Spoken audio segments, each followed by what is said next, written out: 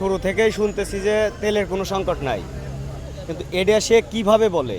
ঘরে বসে থেকে বললে তো হবে না, মাঠে আসা লাগবে যে মাঠে আসলে আমার তেল আছে কি নাই। আমার তো মনে হয় সে ঘরে বসে বলতেছে। তেলের যদি সংকটই থাকতো তাহলে তেল আমরা এই মানে দিনের পর দিন এমনও দিন আছে যে 2 দিন পরেও তেল পাই নাই, 2 দিন থাকেও তেল পাই নাই আমরা। তাহলে কিসের সংকট নাই? আমি তো এই তো তেলই নাই দেশে। আর তেল যদি থাকে তাহলে চূড়াইভাবে রেখে দিছে, এর কোনো জায়গায় হাত দেওয়া নাই। মিডিয়ায় এসে ঠিকই বলতেছে যে বক্তব্য দিতেছে তেল তেল আছে আমাদের প্রচুর পরিমাণ, কিন্তু তেল কই? সেই তেলগুলো আমার কই? আমরা তো রাস্তায় দাঁড়া থাকি ঘন্টার পর ঘন্টা, কোনো তেলই দেওয়ার নামে খবর নাই। একটা পাম্প যদি একদিন তেল দেয় তার 3 দিন বন্ধ থাকে।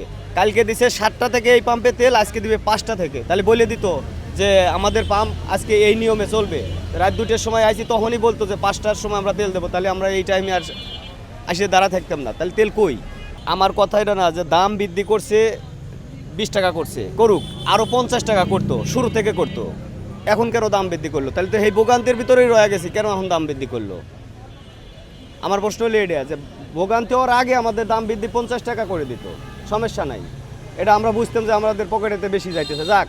কিন্তু এই যে রাস্তায় যে সারা দিন রাত খায়া না খায়া, কালকে ভাত খাইছি সকালে লেগে 6টার সময় খালে গেতেন ঘুরে এসে এই জায়গায় এসে দাঁড়াইছি, এ পর্যন্ত কোনো খাবার পেটে নাই। তাহলে আমাদের এই দাম বাড়ানোর কোনো ইয়ে রইলো?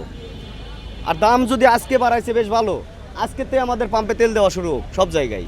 যেহেতু আমরা তো টাকা বেশি দিয়ে নিচ্ছি, কেন আবার দাঁড়ায় সিরিয়াল দিয়ে থাকবো রাত 2টাতে?